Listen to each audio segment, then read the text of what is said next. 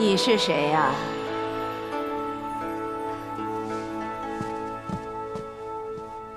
奴婢卫子夫。啊！你，又是你！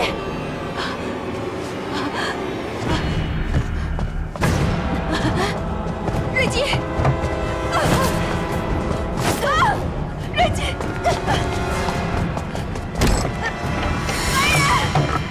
来人呐！开门！开门！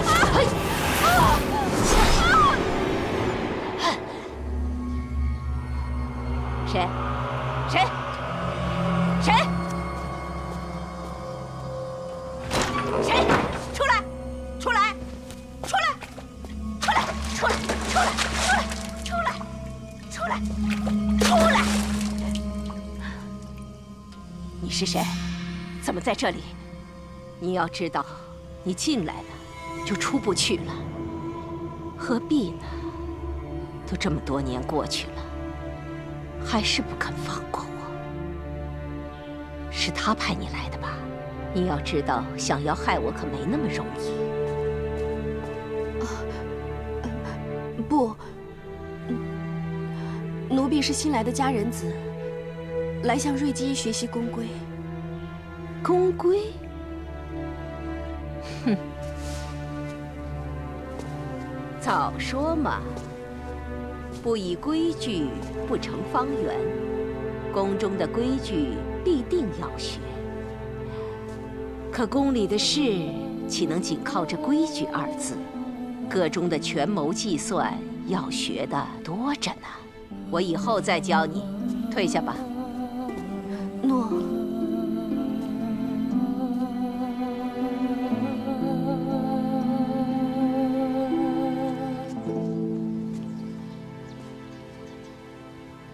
姐姐，姐姐，我是送饭来的。小倩，为什么锁着我们？瑞姬怕是病了，需要诊治，麻烦你通传一声，叫樊娘放我出去，叫鲍世成。瑞姬她有狂癫之病，治不好的，鲍世成来也没用。把门锁起来，就是为了不让她出去。什么？姐姐，对不起，我实在是过意不去。其实，本来是安排我来服侍瑞姬的，谁知道临时换了你来。谢谢你，替我挡了这灾祸。这瑞姬，大家都知道她危险。我听说她在这北宫已经困了40年了。她本是先祖孝文皇帝的佳人子，可是不知什么原因，她得了狂癫病。大家都怕被派来服侍她。进来容易，出去难。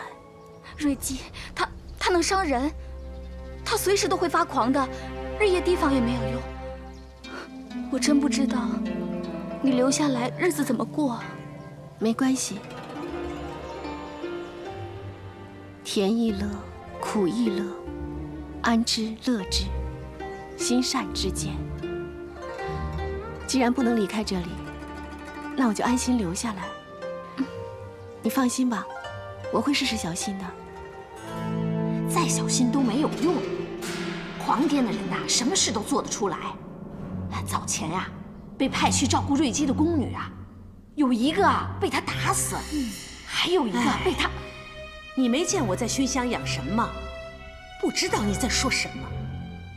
是，小的刚才说什么，窦太主啊全听不见。你向来做事妥当，本公主很欣赏，赏你300金，带樊娘去领赏吧。诺，谢窦太主。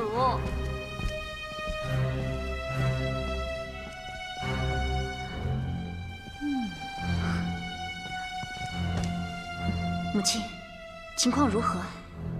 你放心吧，那瑞姬随时会发狂伤人，卫子夫很快就会被活活打死。瑞姬她一把年纪，万一伤不了人，反而让她占了上风，那可怎么办啊？那就更好。以前呀，有宫女为了自保，用烛台打伤了瑞姬，后来那宫女被斩首示众。瑞姬不过是祖父一个失宠的家人子，哪会伤了他就要处死啊？你们晚辈不知道个中玄机，那瑞姬的身份可不是那么简单的。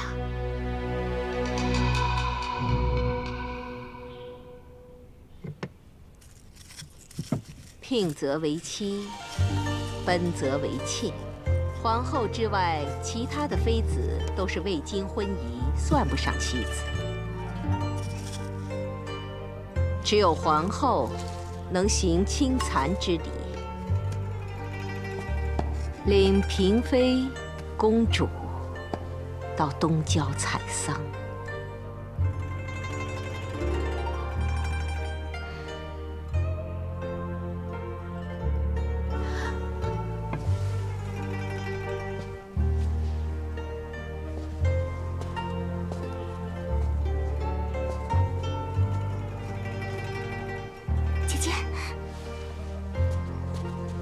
姐姐，你还好吧？我还好。对了，你替我去看沈家了吗？当然有，她很好，你就放心吧。只是知事事忙，她给累坏了。在我心里，你是在代我受罪。只要你在这里能安然，我就放心了。别担心，其实只要不打扰她，不引她注意就没事。那就好，姐姐，那我先走了。你自己一定要小心呐。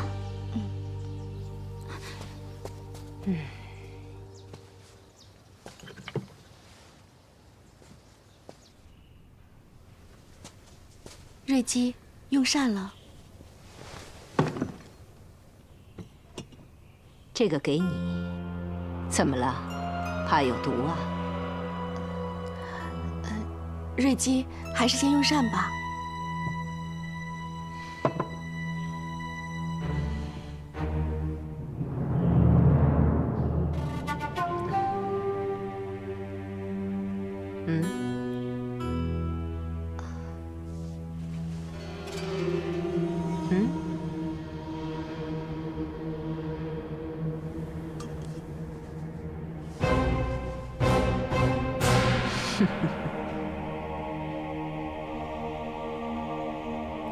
你知道，在这世上，哪种死法是最痛苦的？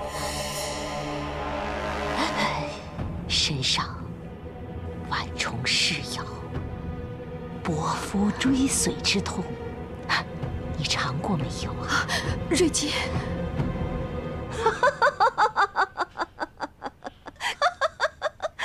看你吓成这样子，没事的。好吧，看在你肯喝我的甘草汤份上，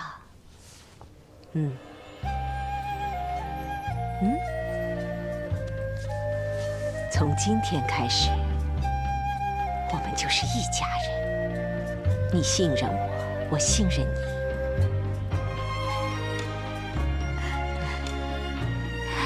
来，我们用膳吧。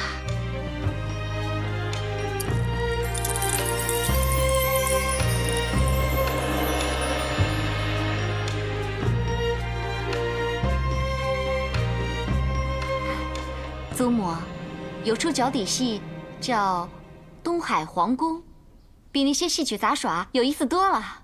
娇儿，你说说看。这个故事讲的是一个叫皇宫的东海人，他年少时学了一些法术，这法术可以擒虎捉蛇、兴云雾、造山河。有这么厉害？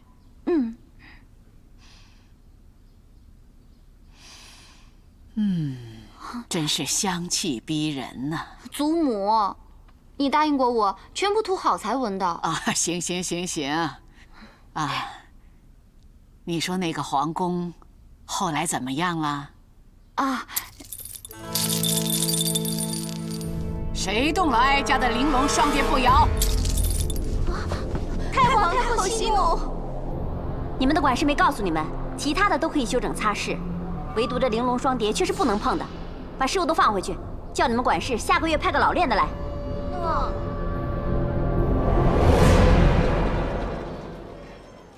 华宫美君，快来看，值8000钱一丈，快来看！不收驻颜，已无衣物。你要是想买，就拿府上的玉瓶座来交换，钱币我可不要。你这什么道理？买卖早说好了，怎么就不收钱币呢？哎，不收就是不收。那是铸银，不能动啊！下马！这是铸银，你们要干什么？那是官银，不能碰啊！我就是要把这些破钱币全砸了。是管夫。干什么？让开不抢！你们这是在干什么？大人，这人劫抢银车，快把他抓起来！哎，官兄，你本为京官，尽管现在已被免职，可我素来敬重你，你这是干什么呀？哼！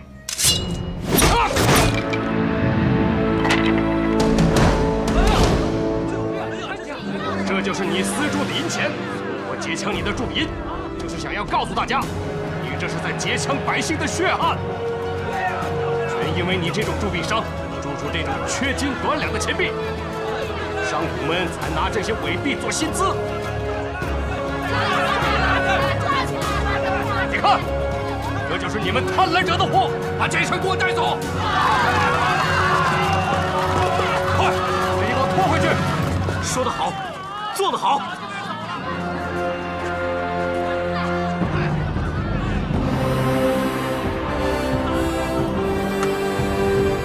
官夫，像刚才那种好事，你常做吗？只是求心安罢了。见到这种不仁不义之事，岂能不管？刚才朕看到那无良银商被抓，也觉得痛快。如今你无官无爵，闲游四海，上至贵族，下至庶民，皆敬你3分。朕听段宏说，你身怀侠肝义胆，所以门庭若市，是吧？哈哈哈哈！侠肝义胆说不上，只是向来不拘小节，约略有积蓄，凡有才德贤能的都愿意相交，所以有些食客罢了。段宏年少之时也在你门下，又是你把他引荐给窦婴的，让朕得此好进位，你居功不少。恐怕鄙人之功，该不止这些吧？本来是不是？先帝在位之时，你平七国之乱有功，朕登基后就想重用你，可惜你醉酒闹事，连太皇太后的亲属都敢动手打伤，朕把你远调燕国，你却又再次鲁莽伤人，被免职也是理所应当。不过鄙人还是那一句，但求心安。但求心安，很好。听说你善于武打，而且谁的情面都不给，不知是不是？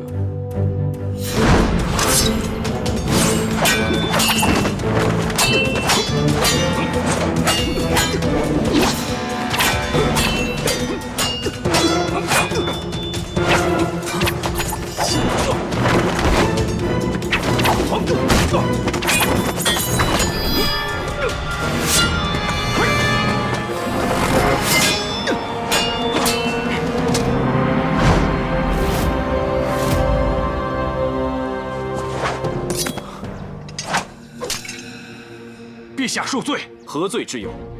朕一次事件，便释出2个忠臣，快意得很。谢陛下。段宏听风。段宏在，你舍身护主，朕今封你为七门仆射，臣必誓死为陛下保驾护航，死而后已。起来吧。谢陛下。至于你，进退有度。朕之前认为你鲁莽，难成大事，看来是朕错了。陛下言重了。你见多识广，门下贤才无数，朕希望你能推荐可用者，让朕差遣。将来朕新政得成，定会顾念你的大功。谢陛下。鄙人不求什么封赏，指望能助陛下一臂之力。陛下明德亲民，必成旷世明君。朕这次往民间走这趟，终能亲睹民生疾苦，体会所谓苦饥寒，如今丸的深意。这6个字，足以驱策朕当个为民立命的好皇帝，不负一人。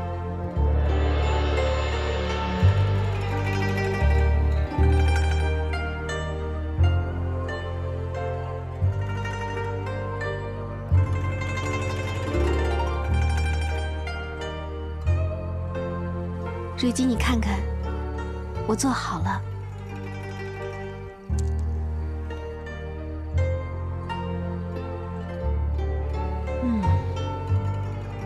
好香啊！算你聪明，我一顿饭的功夫，你就把这个做好了。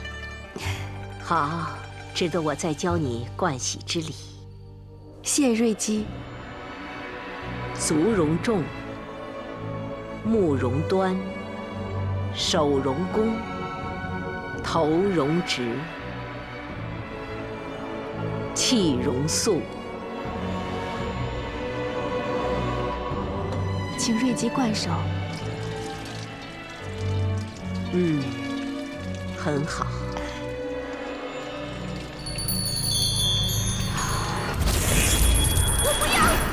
我不要华太，我不要，我不要，我不要华太，我不要华太，我不要华太。本皇后就是要你滑胎。我不要，我不要，瑞基啊，瑞基你放开，瑞基你放开啊！给我放开！我的孩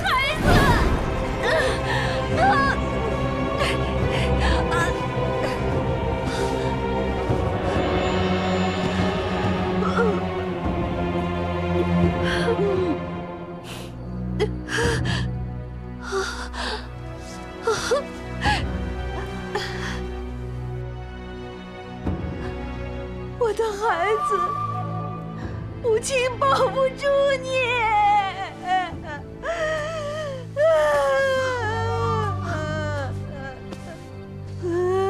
好了好了，没事了，都过去了。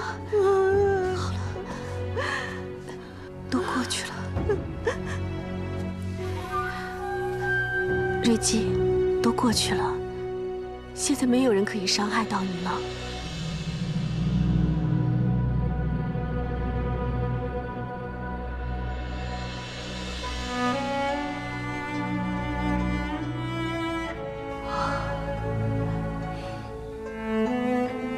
我刚才对不起啊。没事，过一阵子就好了。你真傻，像其他人一样把我踢开就好了嘛。瑞基咬我是无心，只不过流些血。如果我踢开你，你的牙齿给碰掉了，以后还怎么用膳啊？我咬你是无心的，你忍耐就好。可其他人要是咬你，你可别由着他，必定要把他的牙齿全踢掉，知道吗？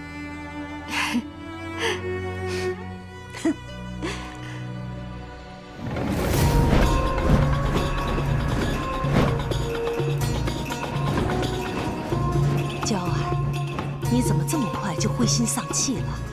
这都伤不到他。母亲，你不要安慰我了，干脆说拿他没办法好了。唉，白费了我一片苦心，什么都安排好了，他那一脚就是没踹下去。这个女人也实在不简单呐。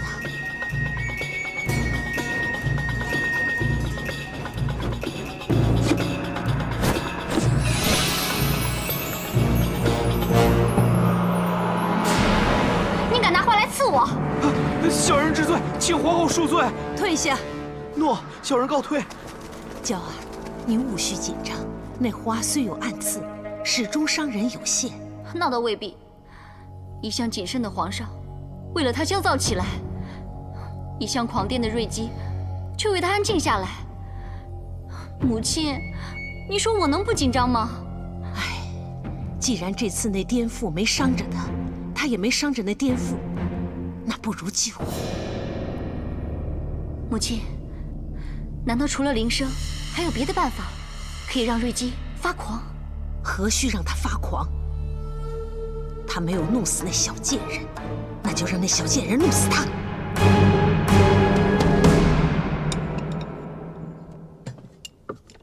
我虽然只是他的婢女，可是他说过，当我是妹妹一样。他不要其他夫人专宠，却要我侍弟。我虽然答应他不会生孩子，可真有了身孕，怎么会舍得？况且保得住龙胎，就保得住爱宠，就保得住性命。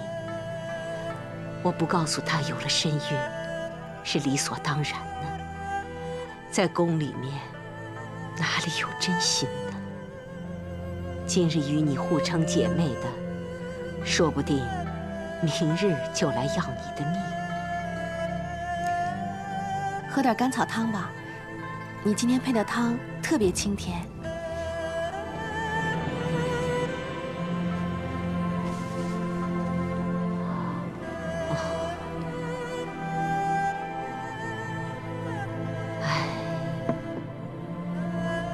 你真是个好女子，但世间瞬息万变，你必须要好好保护自己，知道吗？不然，还不如早早离去的好。当年皇上最疼爱我，在我玉足细嫩纤幼，后来脚上有了疤痕，就再无颜面见皇上了。我没有运气，孩儿我也没保护好，保不住他，就保不住恩宠。唉，希望你的运气比我好，你将来能够……瑞姬，瑞姬，你怎么了？你别吓我！我去见我的孩子。去见皇上。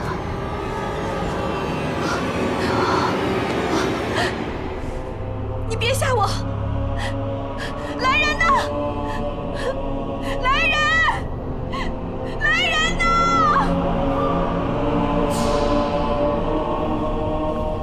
卫青，怎么回事？未央宫那边传来消息，你姐姐害死了先帝宠妾，已经被抓了。这可是死罪啊！你现在逃出去还有条活路，不然恐怕连你也得判个重刑。你私下出宫已经有罪，单凭这一点，要我帮你都难，何况你姐姐还涉嫌杀人。不，她是被冤枉的。姐姐的品性，君侯也知道，她怎么可能下毒害人呢？这一定是被人陷害的。这种事情，宫里的确是有，可你让我怎么办呢？君侯，姐姐现在被囚禁在掖庭报室，生死不明。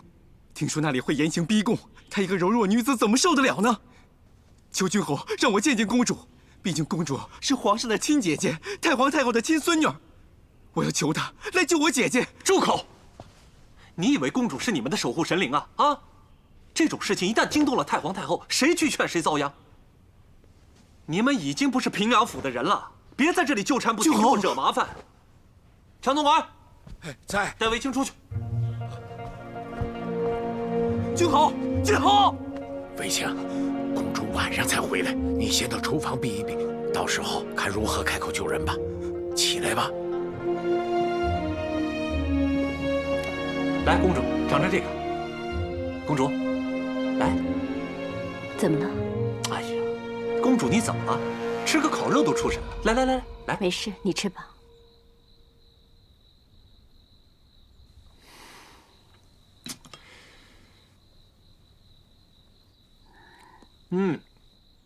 这一寒真不简单，肉不错。这是什么肉啊？跟之前不太一样。回公主，这叫忘忧肉，忧结在心之人才吃得出它的味道，而且它芬芳如草，甜蜜如花，让人犹如置身于花草之间，忘忧解愁。你这个疯厨子，净说些疯话。这肉不就是加了香草和乳蜜烘烤而成？公主吃得开怀就好。好。还有什么事吗？小人这个月下旬想告假几天出城。你如此费尽心思，就是为了这个？公主心情好，就什么都好说嘛。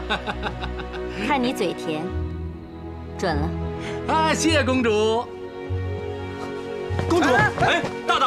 你怎么还在？公主，常总管，把他拉出去。公主，我姐姐她……不用说了，我都知道了。求求公主，救救她吧！卫青，我不是不想帮你，只是后宫之事向来都是皇后做主。别说我已经外嫁，就算我身在宫中，也无权干涉。更何况皇上又不在宫里面，就算我有心帮忙，我都无能为力。公主，现在只有公主能救她了，求求你了，公主，公主，你就救救她吧！啊！公主，哎，你没事吧你？还好这汤不是很烫啊。公主，你没事吧？卫青，你没事吧？公主没事就好。一涵，你怎么这么不小心呢？小人该死，小人该死。念在你今日准备了美味的烤肉，我就饶你一次。谢公主。皇太后对烤肉也是非常的喜欢，我也许久没有进宫向她请安了。小人马上准备烤肉的材料，进宫。谁说要进宫了？啊？思和，公主准备明天进宫。诺。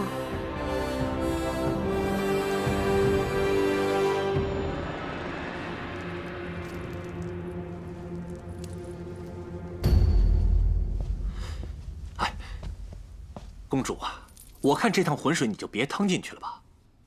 第一呢，你送卫子夫进宫，已经得罪了皇后，如今干涉后宫，她定以为你故意跟她过意不去，而姑母护女也会怪罪于你。第二啊，这死的据说是太皇太后的人，你这样去说情，她会觉得你护着下人都不护着她。第三，母后啊向来依顺太皇太后和姑母。你把他老人家扯进去，若他惹怒了这两位，定会埋怨于你呀。哎呀，为了救这个歌姬，却得罪了大汉最具权威的4个女人，你何苦呢？啊？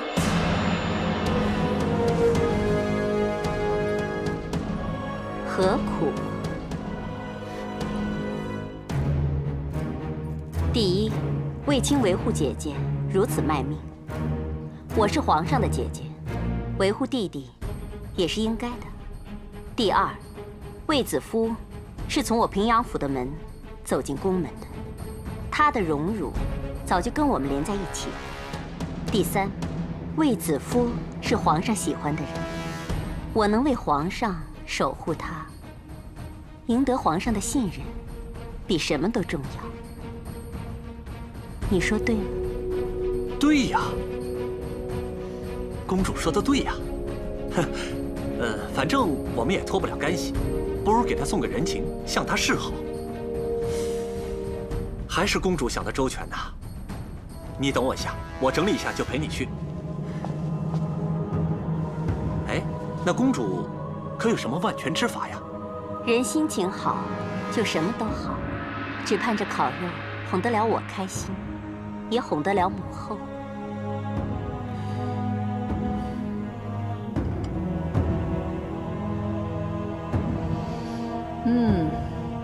真香啊，真不错。谢皇太后夸赞，小人再弄些不同风味的，让皇太后尝一尝。要是比这兔肉好，就赏你2锭金子。小人先谢过皇太后。母后，祖母也爱吃烤肉，待会儿叫一涵备一些，今天晚上送去长信殿吧。不必了，太皇太后说了，素食7日，无事不见客。难道和瑞姬的事有关？不知祖母和瑞姬是何关系，竟为此素食7日。对了，听说瑞姬以前是……哎呀，宫里宫外流言蜚语从来不断，真伪难辨，母后无力禁止，也无意追查，是也非也，你们就当耳旁风吧，免得惹祸上身。母后言之有理。但是，卫子夫本是我府中之人，人已送，祸已惹，只好想法子补救。女儿啊，既知闯祸，更要置身事外呀。哎，明白，我们明白。母后放心，这件事情我们一定会置身事外。只不过是皇上对这个卫子夫的确是非常在意，所以我们才……皇上更不能为一个歌姬跟太皇太后过不去嘛。那是，那是。好了，今日这烤肉也吃够了，你们都回去吧。翠儿，你拿2锭金子赏一函吧。诺。谢皇太后。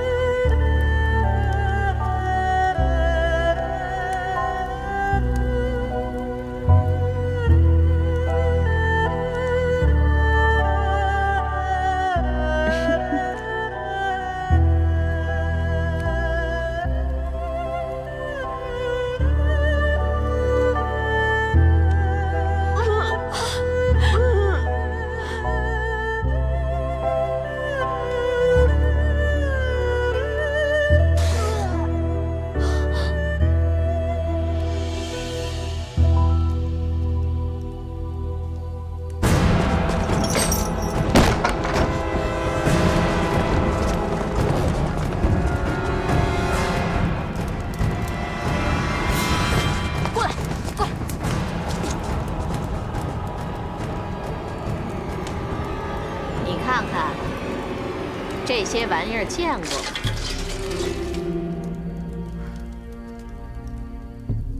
怎么样，你招不招？无罪可招。好啊！谁敢伤我龙翼？你说什么？我说，谁敢伤及皇上的骨肉？你有了？你若不相信，可以去问鲍世成。进宫时，鲍世成清楚地记录了我受皇上宠幸与月事的时日。我受宠至今，一直没有月事。哼，那又如何？那也不一定有孕呢。嗯，你就敢肯定我没有身孕吗？皇上仍无子嗣，若我腹中真有孩子，而又因受刑伤及，你担当得起吗？难道你就不怕找来杀身灭族之祸？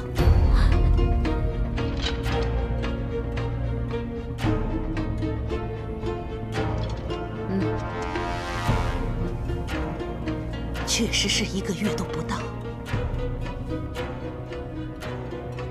哼，这个低贱的歌姬，竟敢用肚子来护身，那樊娘也真是没用，吓得不敢入刑。哼，我偏要对着她的肚子踢打鞭烙，看是肚子能护住她，还是她能护住肚子。娇儿，别生气，你坐下，坐下呀。一切都记录在案，你现在去动了他，万一出了事，怎么向皇上交代呀？就差这几天了，你暂且忍一忍。我相信他也不过是缓兵之计，就让他多逍遥几天吧。母亲，你知不知道我担心什么？缓兵之计倒还好，要是真的怀孕了，那我怎么当这个皇后啊？要是她没身孕，死罪肯定逃不了。如果真的有了，我要让她死得更惨，但是不能死在掖庭啊！跟你脱了关系之后，哼，我保证要让她尸首无存。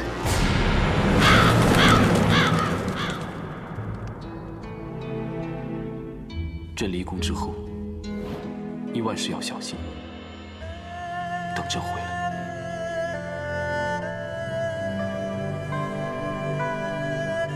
宫廷险恶多诡，今日荣耀不保证明日安然。除非你有皇子，或许能保住你的性命。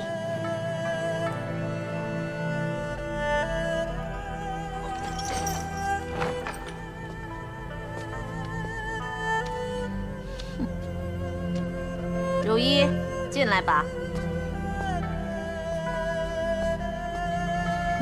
日子到了。只不知是你的吉日，还是你的忌日？如一，有劳你给她把把脉，好看她怀了没有。不用了。难道月事来了？这个来了，那龙种岂不就是没了吗？啊！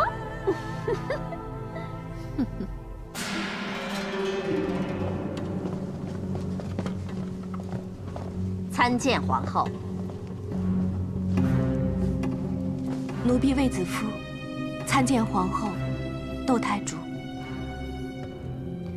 卫子夫，你杀人这个案件早已呈给本皇后，你可知道本皇后为什么现在才审判？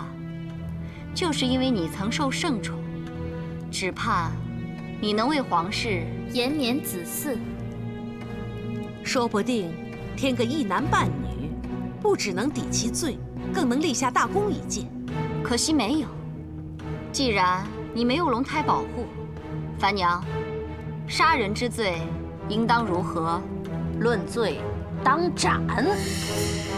那就拖出去斩。慢着！杀人之罪，可有证据？犯人僭越犟嘴，斩首之前先掌嘴50，杖打100，拉出去。且慢！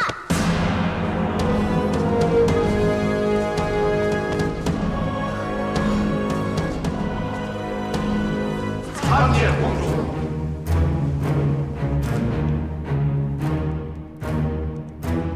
皇后金安，姑母万安。我正在审讯犯人，姐姐来所为何事？臣就是知道皇后要判处犯人，才赶来阻止。我尊重公主，乃皇上亲姐，叫你一声姐姐。可是公主也该尊重我，乃皇后，后宫之首。后宫之事，是非对错由我定夺；后宫之人，生死荣衰由我旨意。岂是公主你能阻的？把卫子夫拉下去，先用刑，然后斩。诺，不能斩。谁敢不听令？皇上，后宫之事，臣自不敢干预。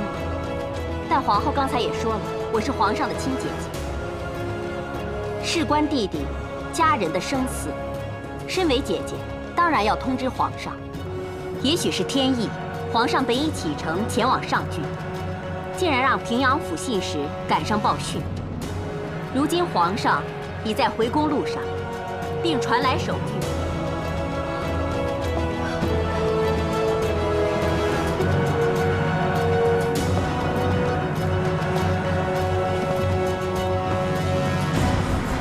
朕公务在身，丝挂家眷，却惊闻后宫凶案，痛心疾首，问及其详，疑处重重，唯恐其中有诈，着令囚疑犯卫子夫于报室，待朕回宫细审论刑。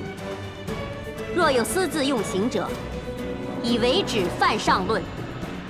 钦此。谢皇上，遵旨。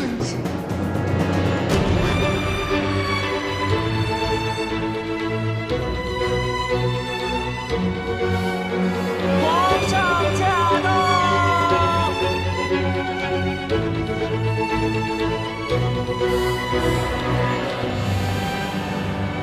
陛下审案。平身。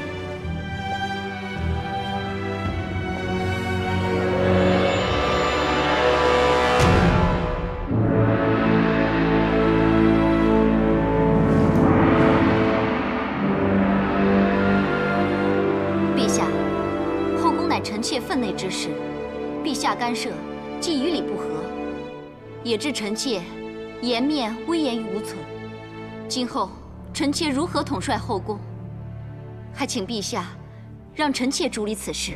朕无意干涉后宫之事，但牵涉人命，事关重大，朕也想了解是非对错，不想朕的皇宫徒添冤魂。冤魂已添，是非已明。杀人偿命，就是给冤死者还以公道。既说杀人，有何理据？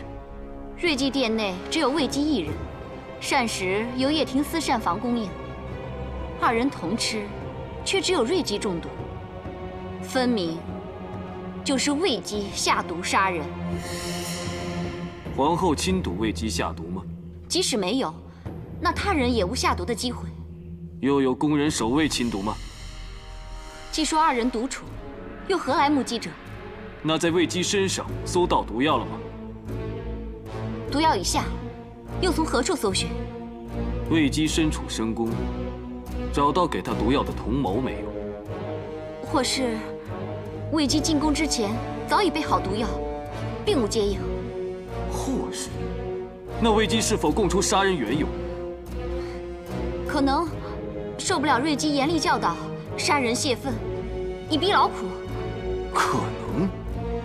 皇后要朕让你掌6宫，断生死，你知人死罪的理由只是单凭揣测，这不是太胡闹了？既无实据，又无人证，更无杀人动机，就此定罪，简直荒唐！瑞姬之死，交廷尉重新调查，卫姬无罪释放。谢皇上。若是哀家不准放，又当如何？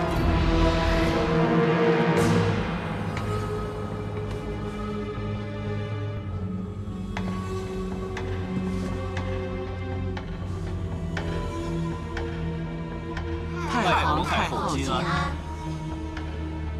太皇太后金安。陛下，都起来吧。谢太皇太后。祖母何以纡尊到此？哀家知道皇帝和皇后在审理后宫凶案，哀家怕有偏颇，所以特来看看。卫姬杀人只是片面之词，并无杀人动机或人证物证，故孙儿将其释放。卫姬之死，交廷尉调查。母后，陛下，我有人证，可凭据皆动机。那就宣证人吧。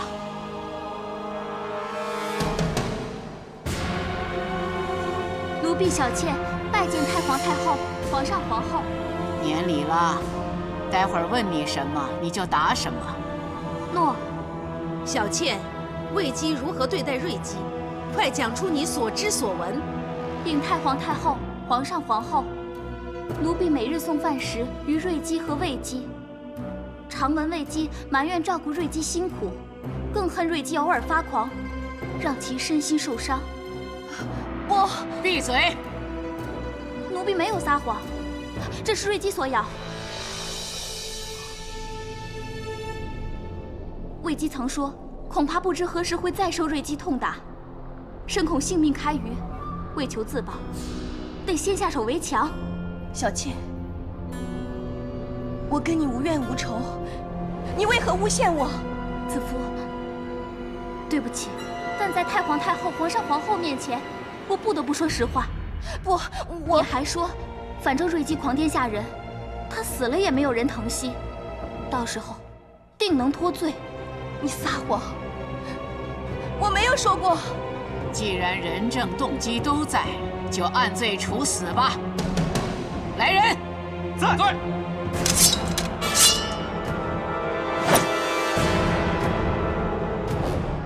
你受谁指使？说。回陛下，奴婢从没有伤害瑞姬之心，更遑论受人指使。但如今有人证说你意图杀人，是证人说谎。奴婢虽曾被瑞姬所伤，但她是无心的。奴婢从来没有记恨过她。陛下，这案件已经一目了然，而且太皇太后已经定夺，何必再给凶徒机会呢？父母，所谓卫姬杀人，而断案所依的人证动机，只单凭宫女小倩一人之词，这当中疑点重重。若是卫姬下毒，到底毒从何来？陛下英明，卫姬只不过是一个新晋的佳人子，怎么可能胆大包天，藏毒宫中，甚至带毒在身？若小倩所言属实，卫姬是因为不堪折磨而毒杀瑞姬，以求自保，那么毒杀就不是预谋。若是如此，魏姬难道一直藏毒在身？那他的目的何在？陛下，可见他居心叵测。他本来不只要对付瑞姬一人，可能还有其他不轨意图呢。那干脆尽早下令将他处死。看来皇后也认为此事所牵扯的不只是老宫人被杀，而是另有玄机，那就更不能就此结案，非严加细查不可。陛下，臣总觉得还有些疑处，也许当中有不可告人的阴谋诡计。朕不查个真相大白，绝不罢休。陛下，一个奸险女子私带毒物入宫，有害人之意也好，有自保之心也罢，反正她用毒杀人就应该伏法。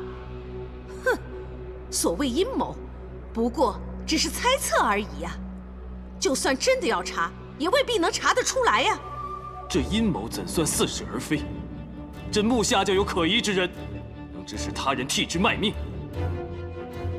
能利用宫里人脉，在后宫覆手翻云。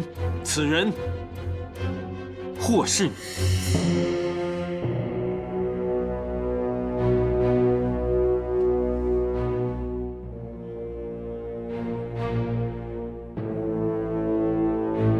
平阳公主。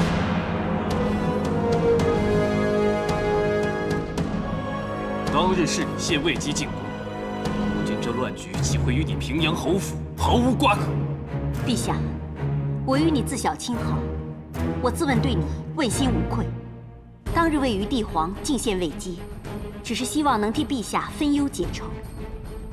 不料这一片冰心，到如今却成了蛇蝎心肠。陛下尽管查，不查清楚，我绝不会罢休。我倒要看看能查出我平阳公主有什么阴谋诡计。好，若查出有什么来，即使是至亲，朕也必严惩。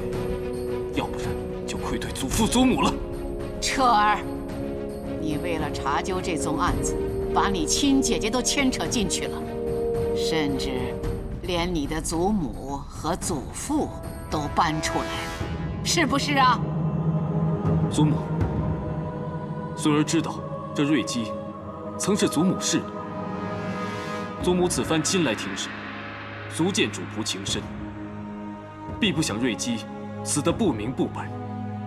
孙儿为了祖母后代下人的情分，还有祖母的名声，一定要查出真相。好，就依你。谢祖母。母后，祖母，哀家给你5天时间。邓弘，臣在。立刻将魏姬、樊娘、小妾一并带去非常殿。诺。祖母，我乃6宫之首，此案的犯人与证人理应交由我来管。祖母，此案非比寻常，未必只涉后宫，可能牵连朝廷。好了，都不要说了，大家都别争了，全由哀家来看管。樊娘和小妾暂时安置于长信殿配殿，平阳府有关人等留居皇太后的长秋殿中，不得踏出宫门半步。至于魏姬，将她单独囚于望星阁。彻儿，5天期限之内，哀家必保她安然无恙。要是你能证明与她无关，哀家马上将她释放；否则，哀家就以他的人头祭奠瑞姬。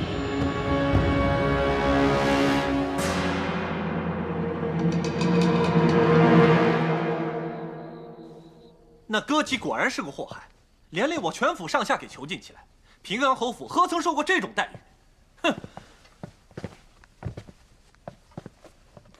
参见君侯、公主。哼！你们把他关到哪里去都好，就是别跟我们囚在一块儿。他跟平阳侯府全无关系。下去吧，君侯跟你们说笑而已。诺。说笑？公主啊，皇上随时论罪。他是那歌姬的弟弟，被牵连没话说，可是把我们平阳侯府都搭进去，不是太冤了吗？我们姐弟祸及君侯，给君侯带来麻烦，求君侯恕罪。但依小的愚见，皇上断不会为难公主。说不定，这只是救我姐姐的缓兵之计。住嘴！你以为进了宫，你就真的以为自己长进了啊？你懂什么呀？皇上用的正就是缓兵之计，难道你看不出来吗？起身吧。谢公主。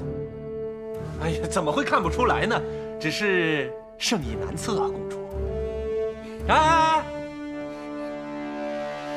虽说皇上有什么缓兵之计，但现在大家仍算是戴罪宫中，你倒笑得开心写意啊！最好我平阳府的人以后都给关在宫里，好让你跟女儿团圆，是不是？你就由他们吧，大家都出自平阳侯府，自然是要叙叙亲情，叙叙旧了。难道要哭丧着脸吗？公主，公主，君侯，奉皇上旨意，请公主到非常殿问话。问话？正要用膳呢。皇上已备好酒菜，且召来了8人不撵，恭请公主。8人不撵，君侯上宾之礼啊！好。哎，公主，那你快去啊！去啊！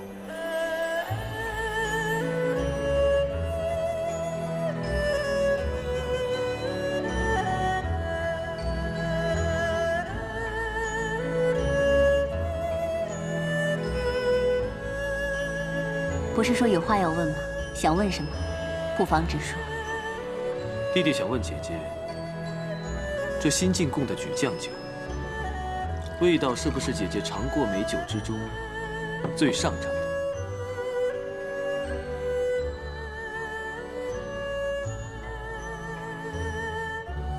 不错。既是姐姐喜欢，那么弟弟便全数留给姐姐吧。弟弟有难题，你我姐弟同当，这好酒难求，何不分甘同味呢？弟弟有难处，姐姐想都不想就帮忙。如今这点小心意，岂会不悉数送给姐姐呢？母后那边是有点生气，不过你放心，我劝她只当是我入宫与弟弟亲近几天，反正不是真的姐弟不和。母后已经安心了许多，只是弟弟需要尽快结案，到时候再向母后请罪就没事了。弟弟何尝不想尽快结案？只怕姑母行事慎密，不会留下尾巴。你倒说得坦白。子夫谦厚，除了因宠遭妒之外，还有其他理由会惹上祸端。樊娘竟然安排子夫去向瑞姬学宫规，其实一开始就是个圈套。至于那个小倩，看似柔弱，却得势不饶人，对子夫的指控全触及祖母心思，一看就知道是有人指使。究竟谁人指使？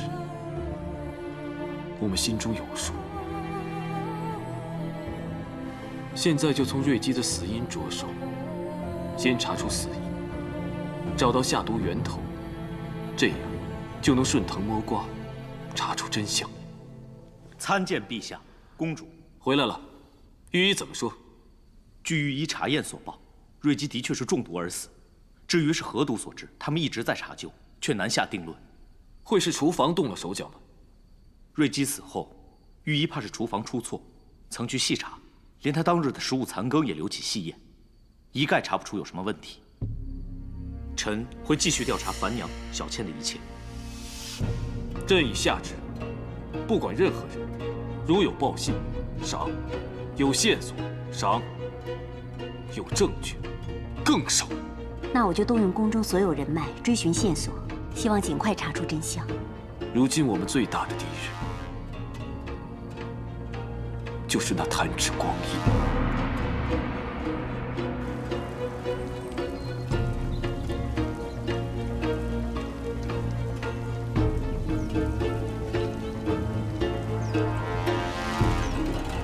太皇太后金安。这鱼呀，尚且通情达理，知道饿死了会让主人不高兴，所以饱食3餐。可有些人却有时不食，无中生事，是存心跟哀家作对吗？你是有意弄出性命之忧，让哀家失信于皇帝，还是害了人心有余悸而食欲不振呢？禀太皇太后，奴婢这2日来只饮不食，不是存心与太皇太后作对，而是想以此对瑞姬尽哀悼之思。这话倒新鲜，谁听了都觉得稀奇。这样的谎话，你以为哀家听了会相信吗？请太皇太后明鉴，奴婢未曾说谎，万物有情，连鱼儿也懂得体念主人心。更何况，奴婢跟瑞姬相处多日，自然是有情分的。他不是曾经癫狂发作，伤了你吗？过来，让哀家摸摸那伤口。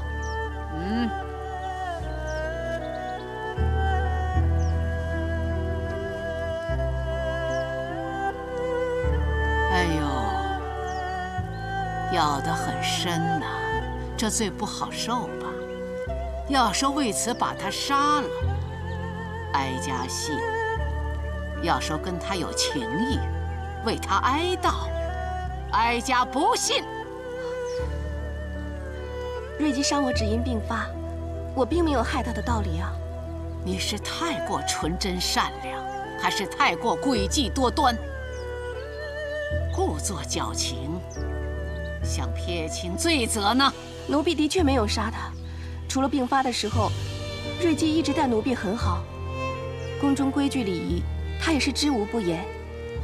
在我眼中，她是可怜，但更可敬。可敬？如何可敬啊？她虽知自己身在冷宫，但只要一清醒，就会把自己梳理整齐，施上脂粉，插上她珍爱的双蝶步摇，把自己有伤疤的脚包裹好，总不失她作为一个佳人子的身份。瑞姬力求端庄，不管有没有人看见，只管尽心尽意做好本分。她教奴婢的第一样公规，就是分尊卑，忠心事主。够了！他可曾向你提起他忠心事主的下场？我不要滑胎！滑胎！我不要！瑞姬要是不忿于自己的下场，就不会教奴婢忠心2字。他可有说怨恨过谁？给我放开！我不要！我的孩子！死前又是否有遗恨？怨恨何人？遗恨何事？瑞姬从未明说，奴婢也不想知晓。她只曾经低叹：一入宫门，重重身，身不由己，事事哀。重重身，事事哀。那你呢？可有感同身受？奴婢从小所学，是随事随在，安之乐之，是心善至坚，与人和乐。还有，笑着日子容易过。好，哀家会将你的善事改为斋饭，让你继续哀悼他。谢太皇太后恩典。奴婢斗胆，求太皇太后赐我织机丝线。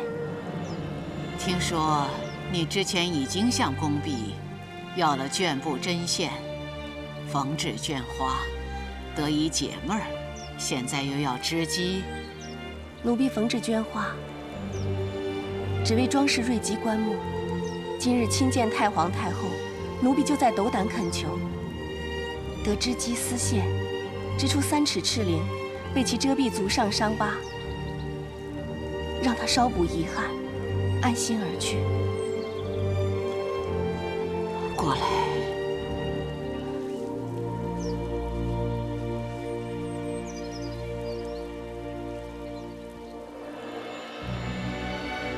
美则美矣，不料还如此善解人意，难怪连皇帝都为了你神魂颠倒，失了分寸。